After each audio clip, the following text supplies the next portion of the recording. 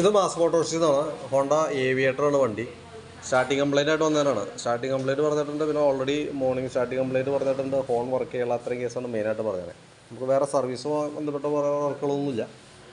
നമുക്ക് അതിൻ്റെ കംപ്ലൈൻറ്റ് മെയിനായിട്ട് എന്ന് പറഞ്ഞാൽ വണ്ടി ഇന്നലെ കൊണ്ടുപോയിട്ടൊന്ന് കഴുകി.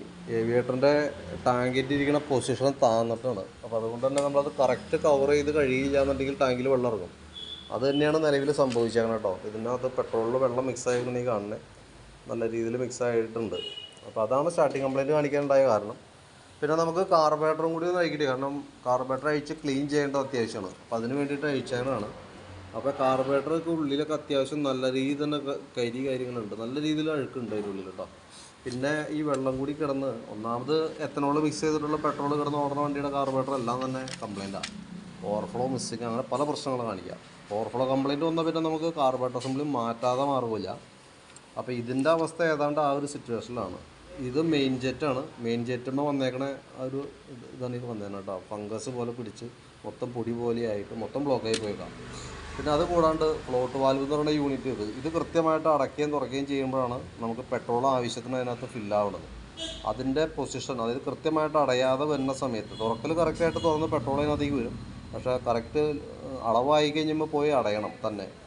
ആ അടയുന്ന പൊസിഷനിൽ കംപ്ലൈൻറ്റ് ഉണ്ട്. അപ്പോൾ നമുക്കൊന്ന് ക്ലീൻ ചെയ്ത് നോക്കാം. നമുക്കൊരു ഗ്യാരണ്ടിയും പറയാൻ പറ്റില്ല. കംപ്ലയിൻറ്റ്സ് ഇതിൻ്റെ പ്രോബ്ലം കൊണ്ട് വന്നത് എന്താണെന്ന് വെച്ചാൽ പെട്രോൾ ഓവർഫ്ലോ പോകും.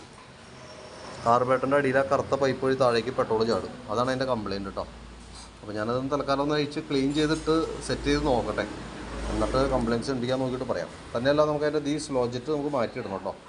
ഫ്ലോട്ടിൻ്റെ വാൽവ് ചെറുതായിട്ട് പിടിച്ചിട്ടുണ്ട് അതിൻ്റെ ഉള്ളിൽ. തൽക്കാലം ക്ലീൻ ചെയ്തിടാം. എന്തെങ്കിലും കംപ്ലയിൻ്റ് ആണെങ്കിൽ കാർബറേറ്റർ മാറ്റേണ്ടതായിട്ട് തന്നെ വരും കേട്ടോ. കൂട്ടത്തിൽ കൂടെ അതിൻ്റെ എയർ ഫിൽറ്റർ ഒന്ന് അഴിച്ച് ക്ലീൻ ചെയ്ത് കയറ്റുന്നുണ്ട്. പ്ലഗ് ഒന്ന് ക്ലീൻ ചെയ്ത് കയറ്റുന്നുണ്ട്. കാരണം എന്ന് വെച്ചാൽ അതിൻ്റെ ഉള്ളിലത്തെ അഴുക്കുണ്ടോ, ഇത്ര അഴുക്കുണ്ട്. അതുകൊണ്ട് തന്നെയാണ് കാർബറേറ്റർ കൂടി ഒന്ന് എയർ ഫിൽറ്റർ കൂടി ഒന്ന് അഴിച്ച് ക്ലീൻ ചെയ്യുന്നത് കേട്ടോ.